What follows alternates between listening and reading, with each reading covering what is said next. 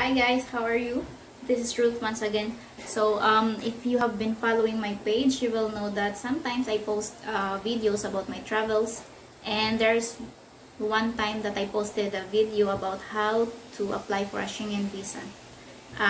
Yung Type C visa for Europe. So this time naman, ang isi-share ko sa inyo is on how to apply for a US visa. This is for B1 or B2. So as we all know guys, hindi tayo pwedeng mag-walk-in basta-basta sa US Embassy and apply for a visa. So the first thing you have to do is fill out an application form that's called DS-160. And after that, kailangan magbayad ng visa fee which is $160 US. So I heard na tataas na yung visa fee up to $180 US. So meron silang sarili nilang conversion sa page nila. So, makikita nyo po doon kung magkano ang conversion rate. So, after mo mabayaran ng visa fee, usually pwede sa PesoNet, pwede sa RCBC yata. Meron namang instruction kung paano mo siya bayaran sa US Travel Docs. Yung makikita yung instructions. So, after mo mabayaran doon, kailangan mong gumawa ng profile sa US Travel Docs, sa CGI. Lalagay ko yung links dito sa description para if gusto nyo mag-apply, pwede nyo siya i-access. So, yung receipt number is ipapasok mo doon. Otherwise, hindi ka pwedeng mag-create ng appointment kapag wala yun. So, after mo mag-fill out ng DS-160 and after mo magbayad ng visa fee, makakapag-appointment ka na. So, during pandemic, medyo mahirap kumuha ng appointment. So, paunahan siya. So, my first visa application was supposed to be 2020. So, na-cancel siya because of the pandemic.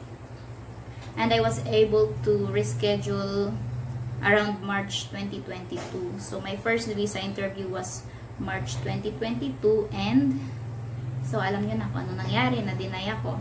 Then, after that, few days later, after my denial, nag-appointment ulit ako. So, ang nakuha ko na schedule is I think ang nakuha ko na schedule nung una is May 2023. So, hindi pa siya nangyayari. So, nung nag-open sila ng slots, nakapag-reschedule ako. So, pwede kang mag-reschedule, I think, 3 times.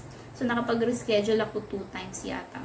First, 2023 May, and then April, and then nag-reschedule ulit ako ng February 2023. So, eto na. So, ikwento ko na lang sa inyo since marami namang nagbablog tungkol kung paano gumawa, kung paano yung process. So, ikwento ko na lang din sa inyo. So, on the day of your schedule, pupunta ka sa embassy, huwag kang magdadala ng ballpen, ng cellphone, or kung anumang gadget. Magdala ka ng pera lang, pamasahe. And yung documents mo lang. Kung ano lang yung kailangan nila, yung passport, 2x2 picture, yung appointment letter. So, yun yung kailangan mong dalhin. Ako, wala akong dala na kahit ano, na bank statement or whatsoever. Hindi na ako nagdala. Kasi alam ko naman na hindi rin naman nila hahanapin. Nung first interview ko, kasi wala rin namang hinanap sa akin. So, as I've said, nung first interview ko, na-deny ako. Yes. And para akong pinagsakluhan ng mundo, at napaiyak ako ng todo-todo, kasi nalungkot ako na na-deny ako. And then, nung second interview ko, hindi na ako masyadong nag-expect. Kasi, baka ma-deny ulit ako, tapos mapaiyak na naman ako. So, ganito ang nangyari. Okay, usually, ang nakuha kong schedule is masyadong maaga. I think the first time, my schedule was 7:30. And then this time, my schedule was 8:15 AM. Pagdating mo doon, kung hindi mo pa na-try na mag-apply, makikita mo sa may Baywalk banda sa tabi ng US Embassy, maraming tao nakapila. So, sila po yun. Meron pa mga nag-assist na guard doon. Tatanungin nila anong oras yung schedule mo. So, pagdating ko doon, dumating ata ako alas 8. So, pinapasok na nila ako kaagad. Maraming nakapila, pero siguro mga 9 or 10 pa yung schedule nila. So, sinabihan nila ako, pumasok ka na doon. So, pumasok lang ako, nilabas ko yung passport ko. Kasi at the gate pa lang, hanapin na nila yung passport mo. So, nung nag-appointment ako, ang ginamit ko na passport is yung luma. Pero meron na akong renewal passport. So, dala mo parehas dapat yung bago at yung luma. Chinek lang nila yung passport, nilagyan nila ng barcode, and then pasok ka na sa loob. So, pagpasok mo sa loob, meron ulit Papaupuin ka lang nila doon bago ka makapasok sa mismong embassy. So, pagpasok mo sa embassy, left side is yung mga non-immigrant. The right side, yun yung mga immigrants. So, magkaiba. So, punta ka sa left side, pipila ka. Sa first window, titingnan nila yung passport mo and yung picture mo. And then, second window is fingerprinting. So, first window and second window, kung first time mo mag-apply, huwag ka munang kabahan. Kasi wala pa yun. Hindi pa consul yung mag-a-assist sa'yo nun. Mga Pinoy yung mag-a-assist sa'yo. So, yung third window, yun na yung interview. So, ito na. So, i-mix ko na lang yung nangyari ng first interview and second interview ko. So, nung first interview ko, meron akong, syempre, maraming tao nakapila. Nakikipagkwentuhan ako dun sa pila para hindi ako kabahan. I think na-approve sila. Yung mga kakwentuhan ko na-approve sila. Ako yung hindi. So, ito na. Ang nangyari nung second interview ko, nung nasa pila ako, narinig ko yung boses ng, kapag nandun ka na sa third na pila, maririnig mo yung boses ng consul kasi nakaano sila, parang naka-microphone. Tapos, nasa loob sila ng window na may salamin.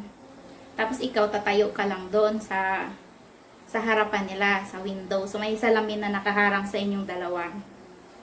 So, yung boses ng consul, maririnig mo siya ng malakas. As in. Tapos ikaw, syempre, lalakasan mo din yung boses mo. Para, hindi ko alam kung, siguro naririnig nila ng maayos sa loob. Yung yung sagot mo rin. So, nung narinig ko sa pila yung boses ng babae na consul, kinabahan ako.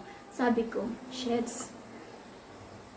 Parang may naramdaman ako na, And hindi ako nagkamali. Alam niyo kung bakit. Siya yung nag-deny sa akin nung una. At ito pa ang malala. Nung sinabi ng usher na, oh, miss, pila ka na doon. Pag pila ko, sabi ko, parang kilala ko siya. Yung consul. Pagtingin ko. Sabi ko, parang kilala ko siya. I mean, namumukhaan ko siya, pero hindi ako sure kung siya yung nag-assist sa akin nung nakaraan. So, sabi ko, parang bago naman yung buhok niya. Baka hindi siya ito. Tapos, nung syempre, ako na next. Okay. So, I hand in my passport. Good morning, ma'am. So, pindot-pindot siyang ganun. Pag-check niya, sabi niya, I'm sorry, ma'am. I was the one who assisted you last time. So, you have to transfer to a different consul. Sabi ko na nga ba? Sa isip-isip ko, sabi ko na siya talaga yun. So, sabi ko na lang, okay, thank you, ma'am. Sabi ko, buti na lang. Kasi kinakabahan din talaga ako sa kanya. So, sinabi ko sa usher, pinalipat ako. Dapat sa ibang consul daw ako pipila. So, sabi niya, okay, doon ka sa isang window. So, ang natapatan ko naman na consul is lalaki. Hindi ko siya nakikita ngumiti. Basta, hindi ko siya nakita ngumiti. And then, nakapila na ako. Hindi naman kayo mahabang pila doon eh. Merong isang mahabang pila. Isang pila lang siya na mahaba. And then, pagdating doon malapit sa mga window, maghihiwalay-hiwalay na kayo. Kasi 6 na windows yung open. So, merong mag-assist sa inyo kung saan ka pipila. Sabihin nila, doon ka, dito ka. So, ganun. Siguro sa isang window, papipilahin nila mga 3 or 4. Tapos yung iba, doon muna sa pinaka-line. Tapos, kapag umalis na yung isa, magtatawag ulit sila ng isang pipila. So, ito na. Siguro 3 kaming nakapila. Doon sa consul na yun. Una is a guy. So, in-approve siya. And, the next one, yung mas nauna sa akin is a girl. Sadly, na-deny siya. Narinig ko sinabi ng consul, I'm sorry, I can't give you a visa. So, okay, wala tayong magagawa dyan. So, ako na. So, nung na-deny siya, hindi ko na rin kasi andun na ako eh. Ako na yung next. So, kung hindi deny niya ako, approve niya ako, wala na akong magagawa. Nasa kanya na yun. So, nung ako na, sabi, I just hand in my passports. So, dalawa kong passport, yung luma at yung bago. And then, nag-greet lang ako, good morning. I think he was doing something, so he said, hold on. And then, after that, he took my passport and in-scan niya yung barcode. So, he started asking me na. So, ang unang tanong niya, anong gagawin mo sa US? Siyempre, ako, dahil hindi nagsasalita ng mga ilang oras galing sa pagtulog ko, at kinakabahan. Ang naisagot ko is leisure, na matigas dahil Bisaya nga tayo. So, as a leisure. So, ang hindi niya naintindihan, sabi niya, "Are you going to do a lecture?" I said, "No." Sabi, "No, leisure." Tapos inulit ko ulit, leisure. Okay, leisure. So, ang next na tanong niya, hindi ko sigurado kung ilang araw or kung saan.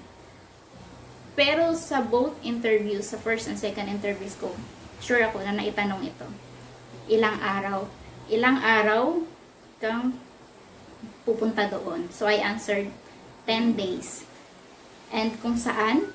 I said Los Angeles, California. So, next question. What do you do?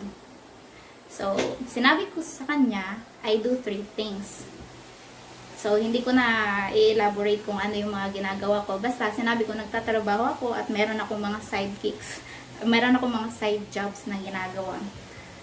So, okay. So, I think sa first interview ko, tinanong din ako, who is going to fund your trip? Yeah, tinanong din ako sa second interview ko, inaalala ko na, ngayon lang. Who is going to fund your trip? And then, type siya. Ang tagal niyang mag-type, which is, pag nag-type ang consul kasi kakabahan ka na. So, hindi ko alam, basta nagtanong siya. And then, follow-up question siguro after 2 minutes, follow-up questions. Do you have relatives in the US? So, sabi ko, none, but I know someone, a previous colleague. So, hindi siya nagtanong kung sino yung previous colleague na sinasabi ko. Wala siyang follow-up question tungkol dun. So, okay, fine. And then after that, sabi niya, have you traveled before? So, I said, yes, I've been to 12 countries, including this. So, syempre, inuna kong banggitin is yung latest travel ko, which is Canada. I followed it with my Europe trip. And then Australia, Japan, up to my very first trip. So, ganun ang order ng pagkakasabi ko. Kasi sa application, meron ding portion doon na ilalagay mo kung saang bansa ka nakarating. Meron siyang binabasa sa screen niya, as in nagbasa siya ng todo-todo. So, I think ang binasa niya sa screen niya is ang reason ng denial ko on my first visa application. Kung ano man yung binabasa niya, kinuha niya yung passport ko. Kaya nasabi ko na baka ang reason ng denial ko nung una yung binabasa niya is because nung kinuha niya yung passport ko, kinuha niya yung old. Iniwan niya yung new. So, kinuha niya yung passport ko. Kunwari, ito yung passport ko. Tiningnan niya isa-isa yung stamp ng passport ko. Tapos, pumunta siya dun sa pinaka page kung saan nakadikit yung Schengen visa ko. Yung sa Europe na visa. And then, tiningnan niya yung Japan na visa. Tumingin siya sa screen. Siguro, kinumpare niya kung ano yung mga tatak na nakita niya dun sa dineclare ko. And then, kinuha niya yung bagong passport ko. Tapos, binuklat niya yung portion kung saan nakalagay yung visa ko sa Canada. And then, chinek niya ulit. Tiningnan niya yung visa ko ng Japan. And then, nag-type ulit siya ng matagal. So, alam ko na tapos na yung interview niya and he's going to make his decision na. So, inantay ko na lang siya at sinabi ko na lang, bahala na. Kung i-approve niya ako, edi wow. Kung hindi, okay. Wala akong magagawa. And then, tumayo siya kasi umupo siya tapos nagta-type-type siya ganun. Tapos, hawak-hawak niya yung passport ko. Sabi niya ganun. Binato niya ngayon dun sa gilid. Hindi na binato. Initcha na lang dun sa, meron kasi silang lagayan ng passport dun. Ibig sabihin, kapag initcha niya yung passport dun sa lagayan, approve ka. So, sinabi niya sa akin, okay, your visa is approved. So, syempre, ako na nakatingin sa kanya.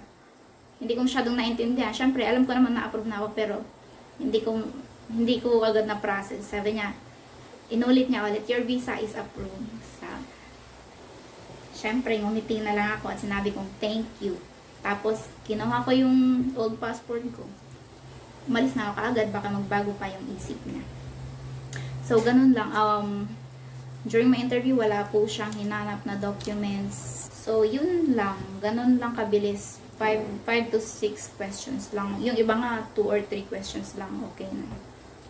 So, sa mga nag-iisip mag-apply at natatakot mag-apply, yan, nakakatakot talaga.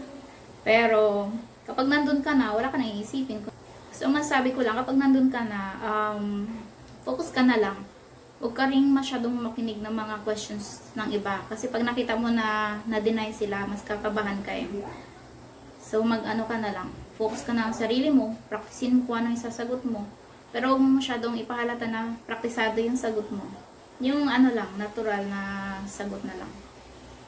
And of course, dapat honest ka sa sagot mo. Kasi malalaman yata nila kapag nagsinungaling ka.